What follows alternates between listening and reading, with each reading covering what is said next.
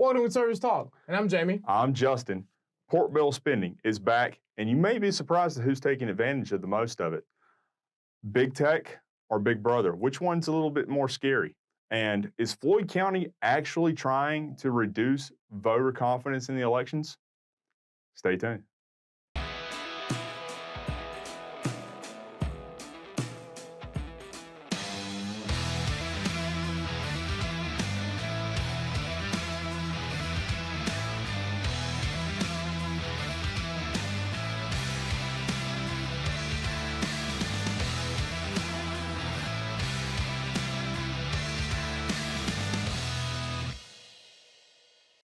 Welcome back.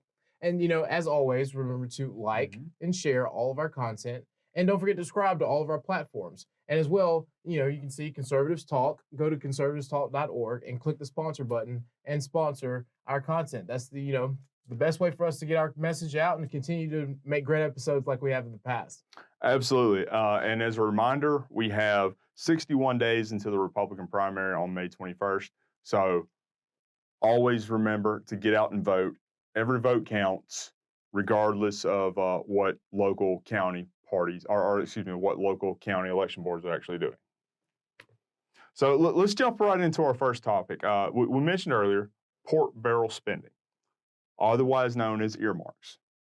So what are earmarks, you might be asking? So earmarks are specific pieces of legislation that are embedded in spending bills that direct how money from the federal government is supposed to be spent. Yeah.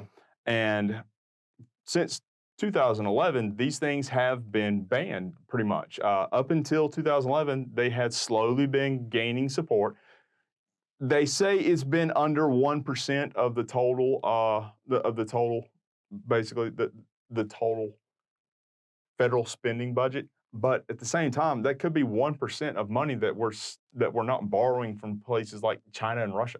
And well, when you think about it, and for everybody back home who don't really know what earmarks are, or how this gets there, this is what a lot of times, if let's just say there is a bill that comes out that you don't have support for, well, you can put inside that bill something for someone's district, and that's how they get that person's vote on the bill. So Exactly. A lot of times when they're saying, oh, it had bipartisan support, they're saying that, someone kind of had a project back home that they needed to get funded, and that was the best way to get it through. The best example for that is the bridge to nowhere in Alaska. Literally a bridge that was going to cost hundreds of millions of dollars to go from the mainland Alaska to an island that was uninhabited. And I mean, why? Well, why? You see this all the time, and now here's the thing too. Now, this is definitely not a tote for earmarks, but there are times when they will use this for rehabilitations of maybe an Air Force base. Yes, or absolutely. In other cases, this has been done to where someone's getting ready to retire and they decide that they want a pond near their their future retirement home or their favorite lake back home, or their beachfront property that they want fixed up and maintained well enough to potentially come back on the market to resell. And this is not just a problem that's within the Democrat community, because as Conservatives Talk, as you can imagine, we are a very pro-conservative, albeit, let's go ahead and admit it, some Republicans are not very conservative. Yeah, I mean, I'll agree with you. I mean, like when you look at this last bit of spending that came out for some of these earmarks, it'll make you sick. It'll make you sick because that's the Republican Party. Yeah, the top, what is it, top 5 or 6 of the top 5 biggest earmarks are the biggest people that requested solo earmarks. 4 of them were Republicans. Of those 4, 2 were retiring. Yeah. Of those 5, 3 were retiring. 1 was a Democrat. Yep. So Lindsey Graham. 3 of the top 5. Well, Lindsey Graham's not retiring. I know, but Lindsey Graham. Yeah, Lindsey Graham's number 2. Lindsey Graham is horrible on more levels than you can possibly imagine. Not only is he a warmonger, but he is probably, quite frankly, one of the worst rhinos out there. And I know he went around with President Trump. I know all that other stuff, but he is the embodiment of a rhino. Yeah, I mean, well, you know, I don't like that term, but I mean, yeah, I can I will agree with it on this case because I mean, when you think about what was it, $334 million Yeah. in this new like omnibus bill that's earmarked for Lindsey Graham's solo project, and you look at all this up online. You can look it up online and see where like some of this is going for like pet projects. And Lindsey Graham, like, I'm like in shock. Although I will say, Lindsey Graham was paled in comparison to retiring Congressman Shelby out of Alabama. Yeah. Shelby actually he got a little over $500 million in earmarks. Up until this cycle, or up until 2022, or 2022, yeah, earmarks had been banned since 2011 when the Republicans came in and took over the Senate and the House.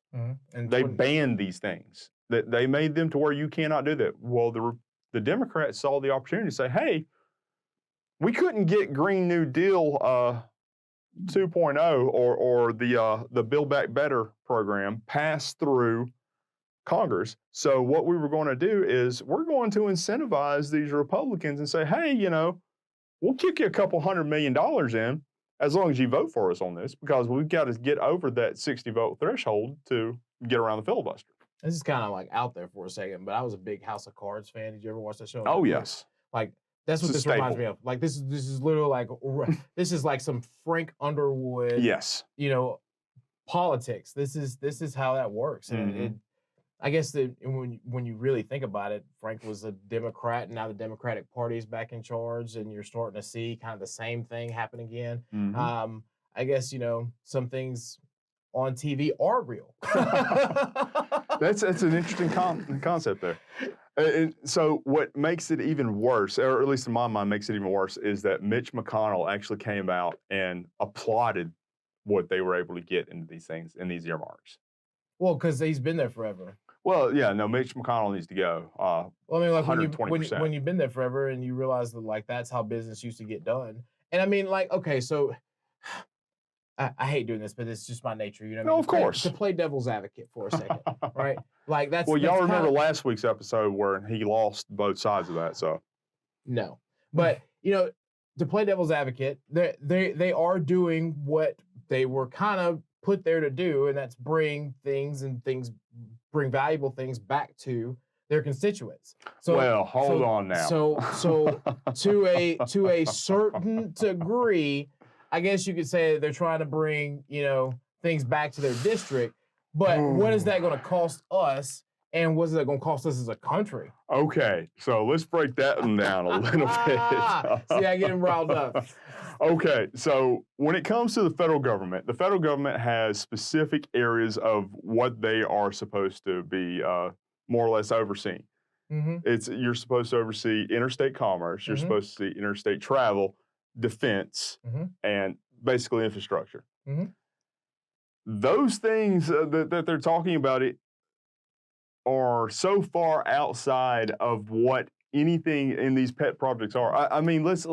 Hey. So Nancy Pelosi passed a couple $100 million to give to a little slush fund that she has, to where she can kind of slowly slide this money in over there to allow her big friends to be able to continue their little slush fund project to promote a park near her house. And then you have people like Schumer, who wanted a couple $100 million to build a rail system that runs from New York to Canada. I mean, come on now, really? How is that? That makes no sense whatsoever, especially when we have a southern border. Well, we have a southern border that is wide open right now. Yeah, they're trafficking in fentanyl hand over fist. Exactly. Why not build a wall? Exactly. That's infrastructure. Rail's infrastructure. But well, let's not when it's going over to another border. I agree. So that makes a completely difference. That makes a big deal there, because that rail could be done with state funds. That is only going to be able to, quote unquote, benefit the local people of New York. How is that at all going to help people down here in Georgia? Why is Georgia having to pay for what's up there? That should be a state-funded project, or at least a county-funded project at the old. With that one. I mean, that's something that I would actually like to see. I would love to see any of these types of these types of deals that come through. They should be SPLOST funds, quite frankly. I mean, that's what they should be. Well, I think, and we've talked about this, when we talk about the infrastructure spending bill and how, in our hometown, John Ossoff came here and lied to everyone. Very much so. Because the way that the infrastructure bill is supposed to come down is it goes to the Department of Transportation, and then the Federal Highway and Department of Transportation programs is how that money ends up getting spent. Yes. So for someone to come in and say, "Oh yeah, you're going to get a X amount of dollars for a certain type of project," that's not how this works. Especially when you're not even approved to be able to receive that amount of funding. Like the way it works is, and so in Georgia, you go through this whole what we call like a LAP program, and that's how you get funding. And Jamie he's the resident expert on this, so what he's saying here is he actually knows. And so that's how you get, that's how you get the funding when it comes down through Federal Highway, GDOT, things of that nature. And once you receive that funding, then you have to go through the entire process of plan development. And, that can take up to 5 years, and then you have to go through the whole environmental scenario of it, which is another big government problem that we've been discussing about how, mitigation crisis, but I digress. So when you start thinking about a lot of this, pork barrel spending and things of that nature, it's just interesting to me how we earmark certain things that, like you said, could be SPLOST or could be other, localized projects that if Congress actually got together and put together a bill that would allow for this transfer to go to locals, and the locals determine what's the best project for them, instead of having someone go up there and try to, sneak a deal into a bill that's going to affect all of us, that's the better way to do it. Or not doing it at all and allowing for the local or the people that want it to be done there that would benefit from it, allowing them to fund it, and us taking upwards of 1% off of the debt that we're going to incur. Because either that or think of it this way. A lot of people are, like you mentioned earlier, a lot of people say that, well, Congress people are supposed to go up to D.C. They're supposed to bring back all of these resources, all of these projects, everything back to their district.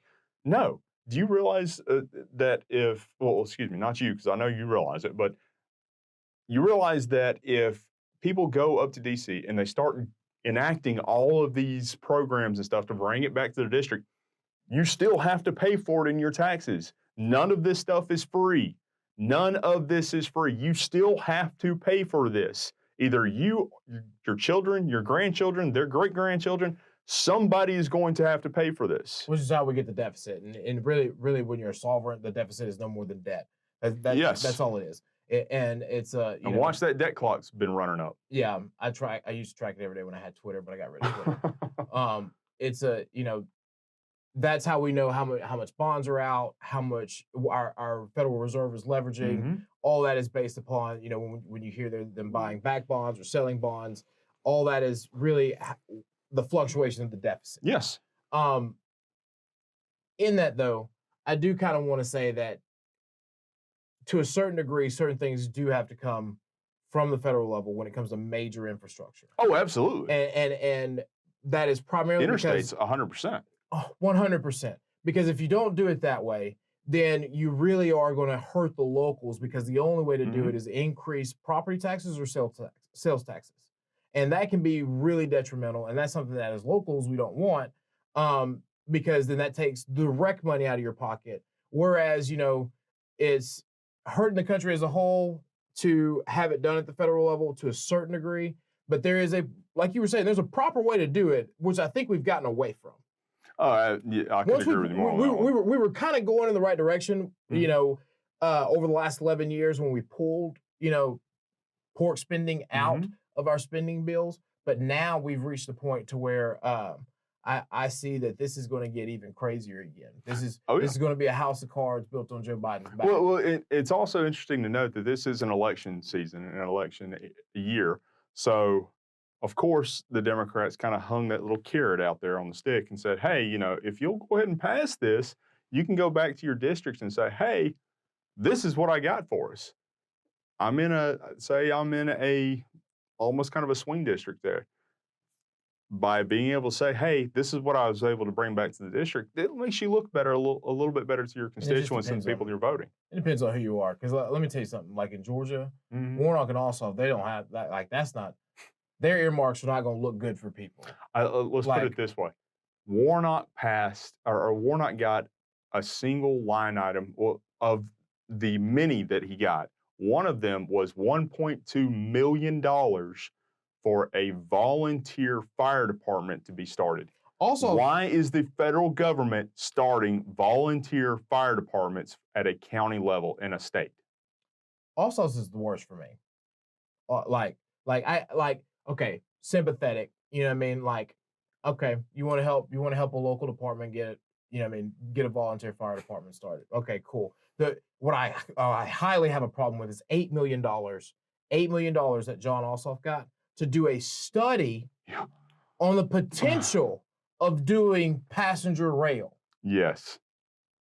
$8 million from the federal government is going to come to Georgia through John Ossoff to do a study on if you can do passenger rail. I mean, look, let me tell you something. That's ridiculous. We have a great transportation department. We have a great DOT here in the state of Georgia. Mm-hmm. And I think I ain't gonna lie to you, it's kind of offensive that you just, you want to come in here and tote your own hat and try to bring in $8 million from the federal government when you could have, honestly asked GDOT or talked to the GDOT commissioners about a way to do this study. Spend time with. In all honesty, it may have been the GDOT committee that asked for the money. You know what? You're right. It could have been. Not going to argue with it. But I tell you one thing though, it's been a long time. The GDOT has those conversations about passenger rail. I just think it's.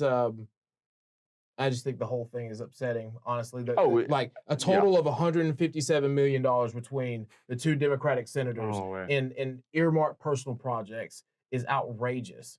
And I think that it's time that the state of Georgia and the American people stood up and said, we need to stop this. Yes. No, you couldn't be more correct. If we don't stop this, we are going to spin ourselves into a bankruptcy. We are going to spiral in a way of funding that there's not going to be a return, and we're going to be able to get out of. It's ridiculous to think that over $150 billion $150 million is going to be coming to our state because two state senators had little pet projects that they wanted to do in order to be reelected and put back into these offices. Because quite frankly, let's be honest, had they not reinstated these earmarks, there would have been a lot of filibustering in the Senate. This budget would not have passed. Can you imagine if we had a Republican leader? Because can you imagine if our Republican representatives, state or Senate, went to the party leader as the president and said, in order for me to do this deal with you, I need X millions of dollars. Can you imagine? Can you imagine? Like that's what we're seeing. That's what we're seeing right now. That's what we're seeing. It's political bribery. Yeah, okay, like Republicans do it. Republicans were the worst. Republicans were the worst, but which blows my mind. Again, I gotta see it because that's not my party.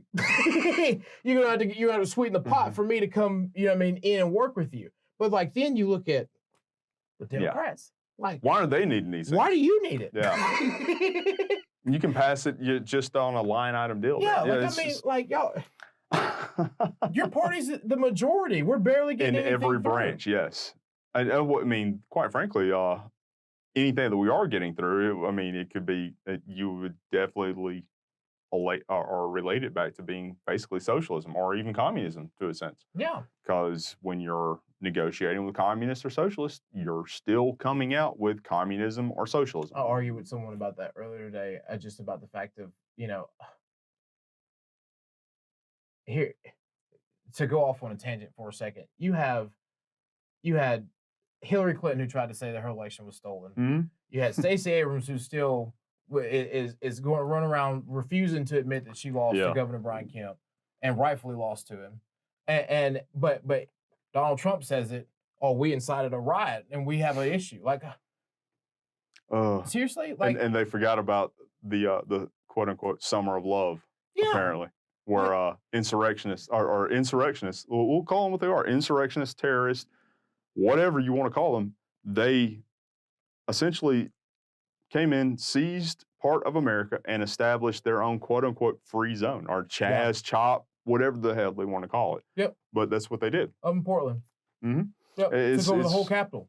It's interesting to note the narrative that they only want to focus with on that. Correct, and they spin it their own way, you know. Mm-hmm. And then here speaking about leadership, McConnell actually came out and praised the fact that Republicans were able to get all of these things in this omnibus bill, that they were able to get well over several $1 billion to fund these little pet projects back home to where they can come out and then get their little jobs on K Street. And K Street, by the way, is the lobbying street in D.C. to where when legislators leave Congress, they go to K Street, they get jobs there, and then they become lobbyists to the other members of Congress. I don't get it, but I mean, well, I don't like it, but you know, if you're the minority party, get what you can. No, I disagree with that one. You got to stand by your principles. I don't agree with it. Well, what principles? They're in D.C. That might be that honestly might be the best description of any of it that I've heard this entire time. Yeah. What principles? They're in D.C. They're in D.C. I mean, you don't get any better than that. Yeah. But let's get into our next topic. Big Brother or Big Tech, which is scarier? I'm asking you the question. I think Big Tech is Big Brother, because I mean, look at the fact that, you know, it used to be that you used to have to worry about the government, you know, cutting you off or detaining you, you know what I mean? But now from a virtual standpoint, Big Tech is doing the same thing with really no rights to do it. Like there's no ownership of the internet yet until, you know, well, Zuckerberg. Well, you can own the site. Or Zuckerberg created, you know, I mean, Meta, and now in the metaverse, you can actually buy property, and which is stupid. I don't even want to get into that. Well, look, I'll put it this way: we can always reach out to Al Gore and ask him, since he created the internet, about who actually owns it. So we could go that route. Clearly, you know, like, but this whole idea that, you know, you're now being censored because you don't agree with quote unquote fact checkers who have been noted, and Zuckerberg, you know what I mean, the big tech people admittedly so in a lawsuit and before Congress, that these are not like actual facts. Yeah. These are these are opinions that have been touted that they want to perceive as facts. So now they are now in court and on record saying that their opinion is what they want to tout as the truth, and hide the actual truth. They're taking the actual truth off the internet so that people can't get it. Like, that's the scariest thing in the world. Like, that's communism. That's literally communism. True. That's what's going on in Russia right now. From a perspective of Big Tech. Now, let's take it from the other perspective. What if the government was doing that? Then we'd be Russia. Well, or Ukraine. No, we'd be Russia. No, we can still be Ukraine on that, because if you actually see what Ukraine's doing, they've turned all news media outlets and everything under one central government-controlled outlet. Well, that's just because they're being attacked. Here's the difference, okay? There's when you're in defense, there's more outside of that. When you're in defense, but we'll go. That's outside the subject. No. But anyway, that's outside the word of program. That's outside the purview, though. And let's go back to the topic. I'm gonna get this done. I'm gonna say this because it's the same thing. Again. When Big Brother comes in and says, you know what, anything that's not a shared opinion from a media source, we're going to pull, and you're only going to tout propaganda, we have a problem, period. End of discussion. That's different than if you're under siege and being attacked, and you need to make sure that you're not, certain information is not getting out that can be detrimental to your country. Like there's one that's defense, and there's another one that is truly propaganda. Does that include the opposing party of you in office? Because that's what Ukraine did. They suspended the entire political party that opposed Zelensky. Which opposing party? The one that's now part of Russia? No, not the one that's a part of Russia. The one that's 100% pro-Ukraine. but was against his reelection.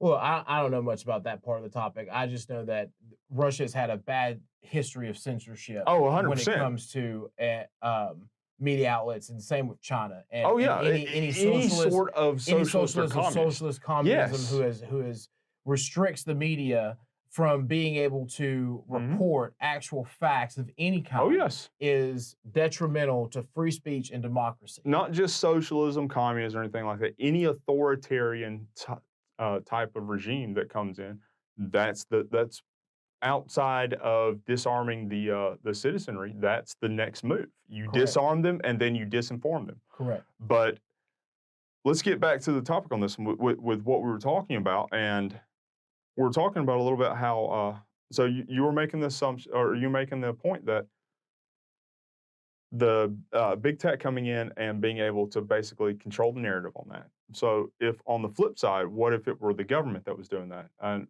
essentially almost violating the First Amendment?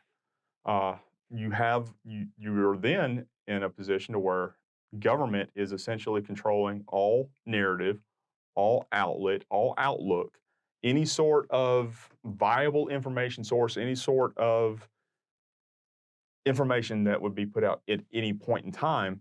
They are controlling where it's coming from. They're controlling how it's said, and they're controlling whether or not you hear it or see it. So that's propaganda. Yes, exactly.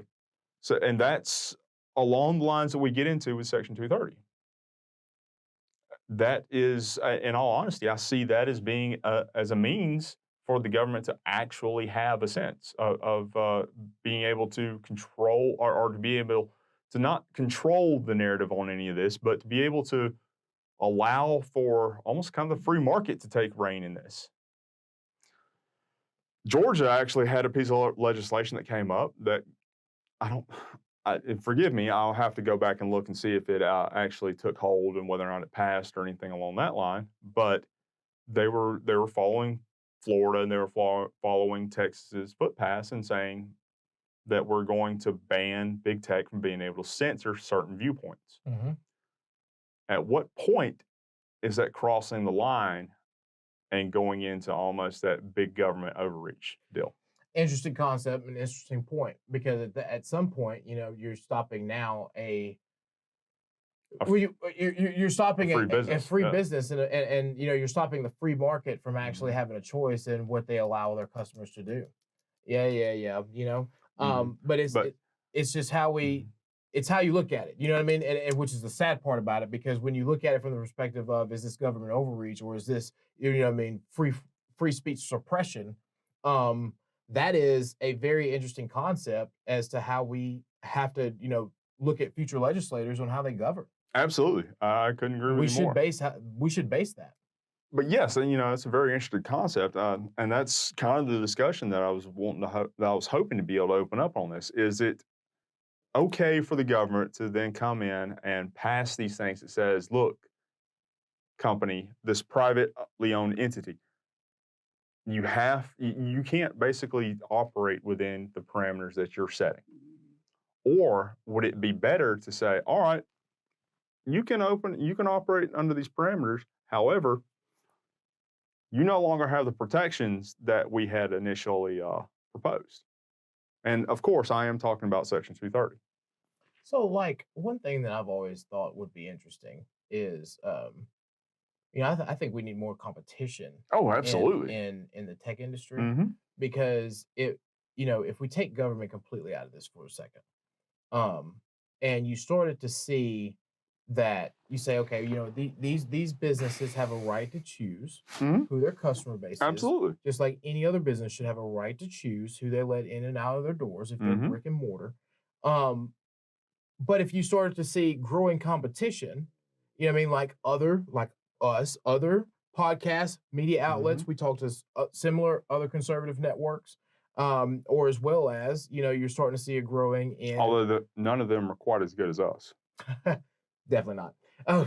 But you're starting to see, a growing number of let's say Rumble or these social media sites, True Social, who are kind of going to combat the Twitter, the Googles, Facebook, and all Facebook, of them, yeah. all of them. Go is now trying to go head to head with Google and Google Chrome on its censorship stuff. And so I think the free market should reign in this, because now we can really start to see this tech competition on censorship, and the government maybe just needs to stay the hell away from it. Yeah, I couldn't agree with you more on that one. More government influence, more government coming in is never a good thing. We've seen that time and time again. Why we continue to not learn a lesson on that issue astounds me. But we obviously don't, because we're continuing to see this over and over and over again. The moment the government steps in and messes up everything, like pensions. Yeah. We've got some people in the district here that are hurting severely from that.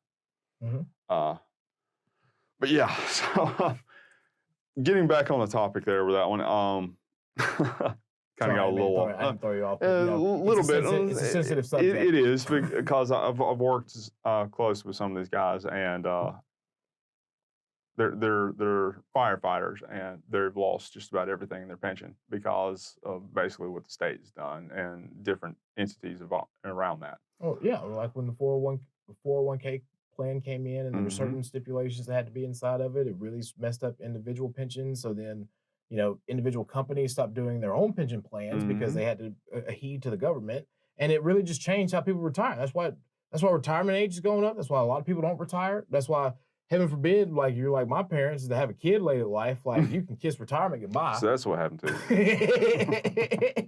you. Yeah, I was on that cusp, You mean? Yeah. Anyway. Yeah. Well, all right. So, in your opinion, would it be better for big tech to be able to continue to censor people and the government stay out of it, or would it be better for the government to step in and do something about it, or to basically say, big tech, you can't do this anymore? That's a tough one. To me, it's kind of a tough one for this case. Like I'm all for. So let me put it this way, right? I'm all for limited government. Okay. But to a certain degree, if big tech is something like we haven't seen before, really, since the oil titans. It's almost become a public utility. Correct. And I'm a firm believer that data is a utility, and that before too long we'll have data meters outside of our house. Similar like how we do for power and water. That's a good point. Yeah. And then that's how we're going to have our houses served with internet and everything else. But till we get to that point, we all are heeded to whoever our provider is. Excuse me. And because we're heeded to who our provider is, we're at holes to these tech companies. So similar to what's kind of going through right now is an antitrust issue. I think that's kind of the only thing that the government should look at. If they heed that they're not, part of this antitrust thing, then I think that the free market should take over. And the free market should say, okay, well, clearly you're censoring this idealism or this belief system or this thought process, or people who think this way. Then we need to start our own platforms to where people can feel comfortable with expressing their own opinion. I would agree with you 100% on that one. And I know that you're also a big supporter and big proponent of removing the protections that these organizations have under, bringing it back again, Section 230. Yep. If we remove the protections that these people have, then they no longer have that ability to not only just go in and remove whatever they want, but they could potentially be sued and be held accountable for their actions on this. Correct. I mean, like, if you want to be truthful, that's part of the reason why they were able to kind of come in and not be sued for a lot of things, and removing people from social media and banning their profiles, and that whole, like, you've been warned or Facebook jail, like none of that would exist if it wasn't for Section 230. Oh yeah, we wouldn't have the Babylon Bee getting their profile suspended on Twitter because for a satire post. Yeah, like, what I mean, a satire news outlet getting banned for a satire post, which is one of my biggest criticisms of how we've gotten to this point. The internet used to be the new Wild West. Oh yeah. When it first came out, it was the new Wild West. It was where people could go to have fun. And as growing up in this tech era, it was where you could go create. and that was the whole purpose of it. I got into coding because back in my day, you had to code your MySpace page. That was the only way you made it. So you had to learn front-end code, and you had to learn how to code because that was the only way that you could be in the in crowd to make your profile. You know, and even at that, like we're from the generation of AIM, we're from the generation that, you know, I mean, that still remembers dial-up, but, you know, has come to the point to where we have to have instantaneous answers. How we got from the internet being a fun outlet to the internet being some, you know what I mean, absolute end-all dictionary that's only controlled by, you know what I mean, 4 or 5 companies is outrageous. And it really irritates the hell out of me. It's like you can't have fun on the internet no more because everybody wants to take you seriously when it's a joke. Like your online profile, to a certain degree, is supposed to be a joke. Because it's not what you're doing in real life. It's not what represents you. It's something that's supposed to be funny, you know. But because people have gotten to the point where they take all this so seriously, it really deters the fact of what the internet is. If you want to take something seriously, go talk to someone face to face. Yeah, that I couldn't agree with you more. That's something that we don't actually do nowadays. Face to face communication, like what we're doing right now, is something that's such a rarity that it's so scarce that you would never really find it outside of the norm anyway. And you know what really upsets me? I'm just going to say it. The internet has gotten to the point. Be careful. I am. The internet's got to the point, though, where it's got people thinking that they can't get punched in the face. That's a very good point. You know, very good point. Like some people think that they can say whatever they want to someone online and think that people aren't going to come find them and punch them in the face. We actually had a conversation about that with somebody of a larger stature and physique, and larger stature in life in recent years. Yeah, because I mean, like you can't like, it's like the internet puts this wall up to where people think that they can't be decent human beings anymore, and they'll say whatever they want to, and then when you start saying something back to them, they think that you're kidding, or they think that you're going to do it as well as they are, but realizing that some people will come find you. They will come find you and punch you dead in your face. Oh yeah, and we've, like, as I mentioned earlier, we've spoken to several people that have the means and the ability to do that. And spoken to some people who thought that they couldn't get got. Exactly. That did get got. Yep. But so let's get to the last topic that we were talking about. Is Floyd County actively trying to reduce voter confidence in elections? In my opinion, no, they're not actively trying to. But I will say, if you look at what they're doing and you look at their record and you look at where they're heading with this stuff, it's kind of hard to say, well, I don't know whether or not they're trying to or not. I think the opposite. I think the absolute opposite. And here's why.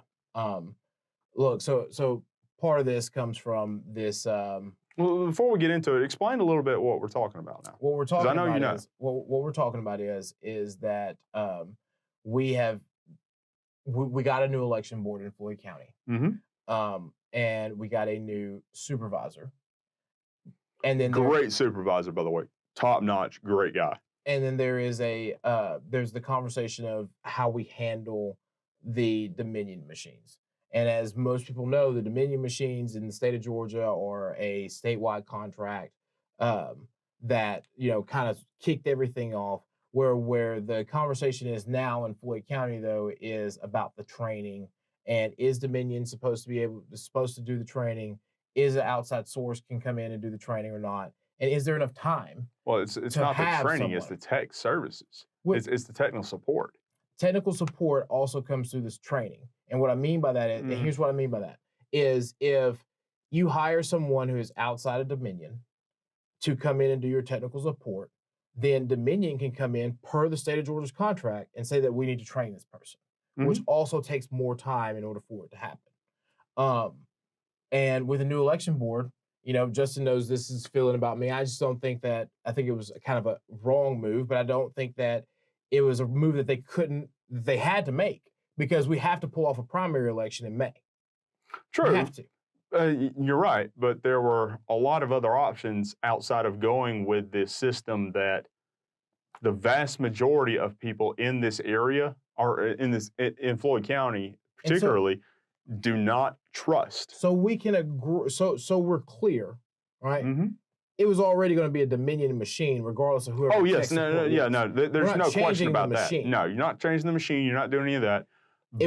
It was who was handling the tech support. Not just that, but who was actually handling the machine? Who was doing all of the technical aspects of it? Who was doing the testing? Who was doing the LNA? Who was doing all of the pre-election stuff with it as well? That's correct. And look, and here's my whole thing. I firmly 100% believe that it wasn't the machines. I firmly 100% believe. Oh no, it was not machines at all. There was not. Ballots. No. And again, yes. If we're going to go back to the election stuff, then I really want everyone to think about the fact that on election day in the state of Georgia, we count absentee ballots last. Yes. We count election day results first, yes. Which is why they had the option in the middle of the night to see all these absentee ballots. Or they used to be able to do it. Now they're not. Can't do it now. No. Everything's counted within the same time frame before a certain time. But I digress. The thing about all of that is that because of that, right? I am okay with the decision that they made. Me personally, I am not. And this is why. Because perception is, in today's society, perception is reality. The perception is, from the vast community standpoint, that Dominion machines, or the Dominion just in general, put something in the machines that altered, changed, whatever. It does not matter if that actually happened or not. It does not matter. What the actual issue that matters is the fact that they are now going to be doing all the technical support. They're going to be doing all the testing. They're going to be doing all the analytical stuff before and after the election. So from a purely perspective standpoint, that is the worst thing you can do if you're trying to drive voter turnout. Well, here's the other thing too. And look, I get it, because you're right. Perspective is everything. And the optics on the perspective are not good. But I think that because we're locked into the state contract, I think that the Georgia Assembly really needs to look at what we need to do to break that contract. Because to a certain degree, it's not, regardless of whatever we believe or whatever we prove, if the absentee ballots or not, the perspective is still there from a large group of people that it was the machines. Yes. And there's no way you're going to be able to break that cycle out of that echo chamber that it was the machines. Not at all. So in order to, again, reinstall voter confidence, then you have to cancel the contract. You got to find a way to cancel the contract, bring in a new software provider, do something different. I know some people have even proposed going back to paper ballots, which absolutely not, in my opinion, because that just goes back to the whole issue that we had beforehand about too many paper ballots being stuffed into the absentee boxes. Well, but there's some very specific people you can ask about that. Ask Senator Mullis about that one. Senator Mullis has got an interesting story about that one, how he lost his first election doing it. Interesting. I didn't know that. But the point I'm trying to make is that when you're talking about time frame, okay, and I want to make this very clear, we're at a very critical point here in Floyd County. And the reason why I say that is we have a brand new election board that, for as great as they are and as great as I think they're going to be, this is going to be their first real test with May 24th being in the primary. Because of that, there's not a lot of time to really train a now sixth person to come in and do the technical support for a system. So if you had someone come in, as awful as it is, and had them come in and do it one last year or even one last primary, and then we were able to come in and have somebody do it for the general, because this is a contract that, again, by the state contract mandated, these have to be updated every year. Every election, they have to be tested. But every year, you're paying someone to come in. So this contract that Floyd County just did authorized it for this upcoming year. And then we'll have, these next two elections, we'll have the municipal elections come in the odd year. And so then when those come in, we have now enough time and now enough experience with our election board to bring somebody in and then have them come in that's brand new, no association with Dominion. And I understand that. That's a good perspective on that one. I would offer a different course of avenue on that one. So we actually had someone that was experienced with this, and they are experienced with the software. They know what's going on with it. They're trained in every aspect of it. Who work for Dominion. Now they do. Now they do work. Before that, they were contracted with the county. Why not offer them that money to then come in and essentially scalp and poach this person from Dominion, have them come back to the county, run the elections, run the tech support, do all the testing and stuff outside of Dominion, even just from a purely optical standpoint. Dominion is not involved with the election. That in of itself is going to increase voter turnout. But it doesn't change the fact it's still a Dominion machine. True, but Dominion's not the one that's doing the testing. They're not doing the technical support. They're not doing the election day issues. It's going to be a private contractor at that point in time. So, I mean, like, here's my whole thing about that whole theory, okay? Like, if you're worried about the machines, it wouldn't matter if the Dominion person was there or not. You're still putting it in the machine. So if you're worried about Dominion as a whole, it wouldn't matter if you were the ones who was up there putting in the information. Oh, it would, because everybody knows that I'm top notch of everything. It would still come out the same thing, correct? Maybe. We'll see. You know what I mean? Like, so if I guess that's my whole point to it, right? Like, there's only so much at the outside that regardless whether they work. I mean, the last guy who worked for Dominion, he got scared and left. Well, the last guy that worked for Dominion actually was Kamala Harris's little campaign photographer. Oh, so that one dude, I will never get that one dude. Started hearing all those questions and believe me, I know. Bolted. A lot of them were coming from me because I was literally standing over his shoulder, breathing down his neck, asking him specifically what happened, what went wrong. Can you show me? Let's see the keystroke. I want to see it all. The guy took a phone call, said, I'll be back. Left. Never came back, never seen Floyd County again, put it in his rear view, and then left everyone. Oh, yeah. Republican, Democrat, everyone who was there with all these questions about what the heck just happened. Because we were still trying to figure out, you know what I mean, what was going on, why the machine was doing those certain things, you know what I mean? And then he just bolted, you know, which goes back to it didn't matter if that guy was there or not. It still happened. So if you're worried about the machines, it don't matter who's there. Well, see, but I understand. It's not just the machines, though. It's the perspective that Dominion is controlling those machines. Correct. But look, Dominion is not connected to the internet. It's not connected to the internet. As I said, I'm not saying it was. What I'm saying, this is from a purely optical standpoint. I understand. A purely optical standpoint. I understand. But let me tell you something. Let me tell everyone who's watching this something. Like, you can't change tech without it being connected to the internet. Well, I can't hack you without having some way of being connected. Unless you plug something in, like a USB drive or something that has an execute file on it. Like, I can't remotely get in there without being able to come through your network some kind of way, through the ether to get to your device. Well, it does run off of Windows 10, so. Well, it was 11 that allowed for all that to go. So Windows 10 is even better. I'm just saying, because Windows 11 is what scared me, because Windows 11, you updated. Oh my gosh, I'm still regretting that one. The internet came in. Well, Microsoft through the internet came in, and they would update your system whenever they felt like it and would change all your stuff around. Windows 10 was the last system that allowed you to do that. So again, I say that, like, you know, I'm not so much worried about the machine, and you know, as I am the absentee ballots and SB 202 secured the absentee ballots. I think we're going to have the strongest election that we've had in a long time. And I think our ability now to secure our elections is greater than ever. Which is why I agree. One last year of them coming in and doing the checks and balances with the system, and then having somebody from our elections office who we know and trust. You know what I mean? Because now we have great people on our election board to make sure that happens. I think we do. Well, I guess we'll find out. I guess that's the whole point of this, right? Because really, again, this is a lot of pressure on our new election board. Well, and I would agree. And in my personal opinion, I think that their first major decision was one that was done.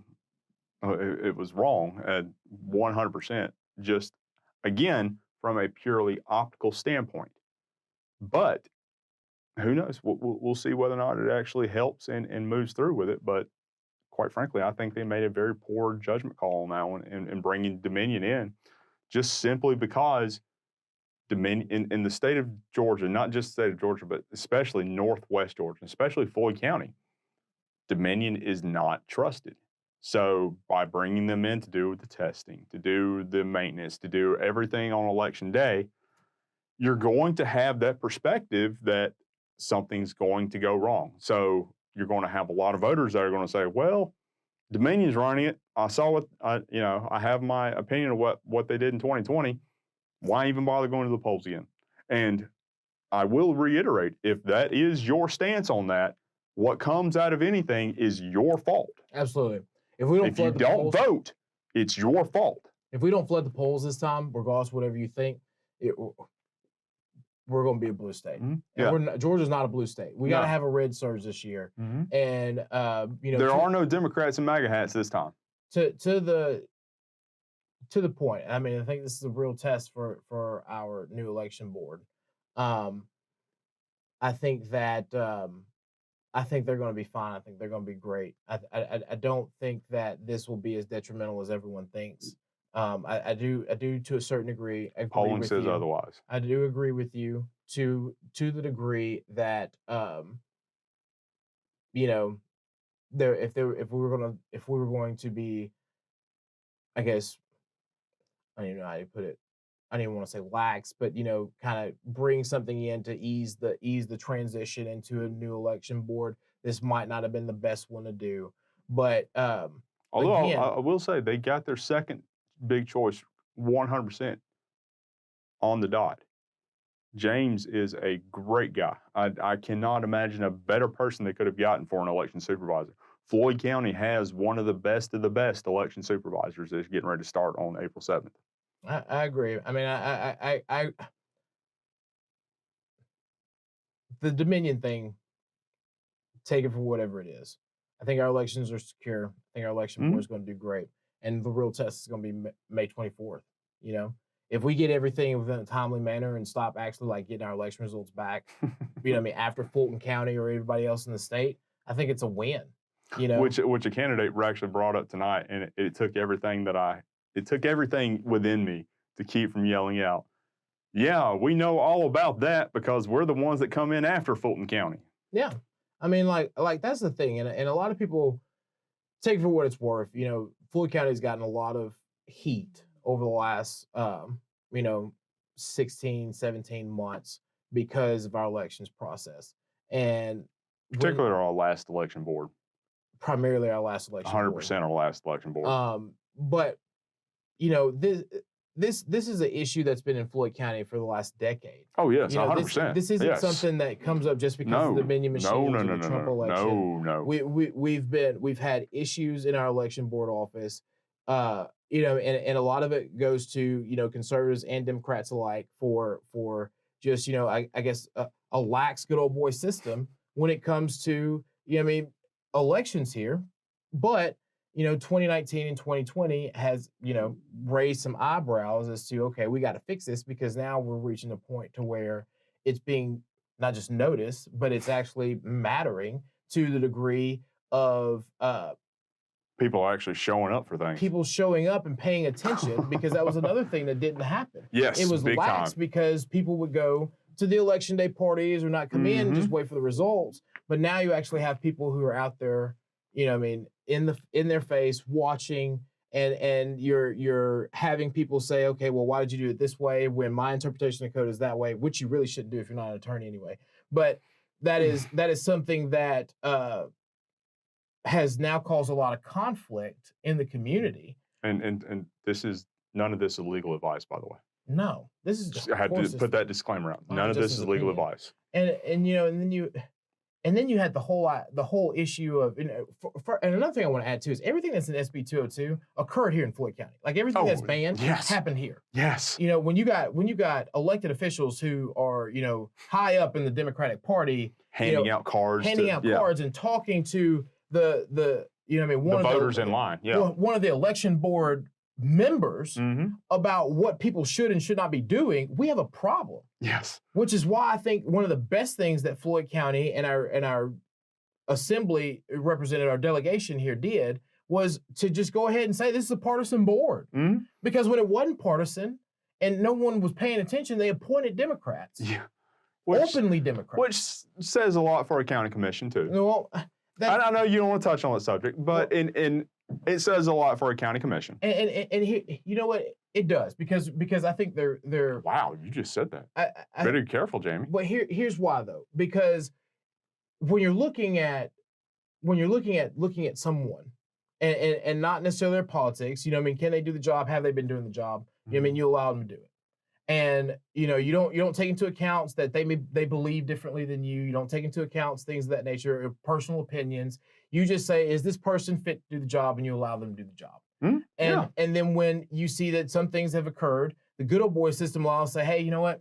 Sorry about that. You know, I'm sorry that you know you messed up on this one. You know, get them again next time to a certain degree. But once you look at the totality of someone's time.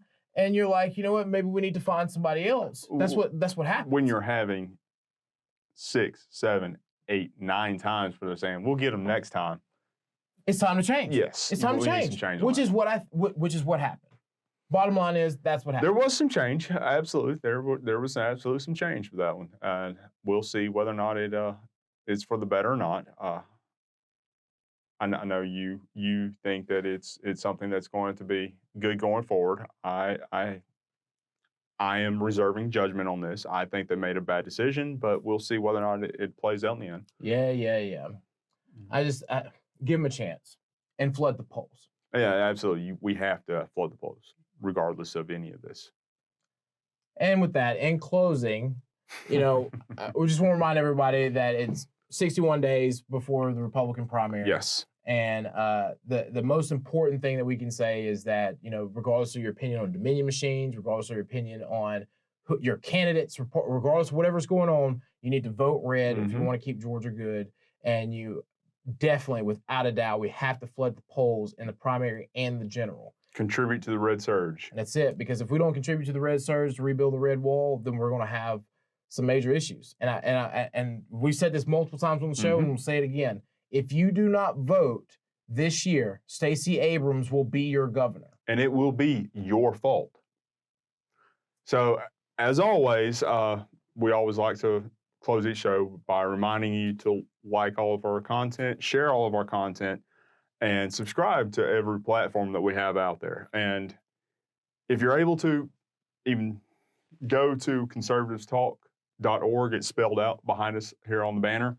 And hit the little sponsor tab in the up right corner or in the bottom right corner and help us out to be able to continue to produce this content and be able to put it out and spread it as far and wide as we possibly can, because any one person that this could change and drive to the polls, change their mind about this and get more people to coming out, people to come out, it all makes all the world of a difference. So help us out where you can and continue to help us spread our message. Absolutely. And with that, I want to thank y'all for joining us, and we'll see you next time.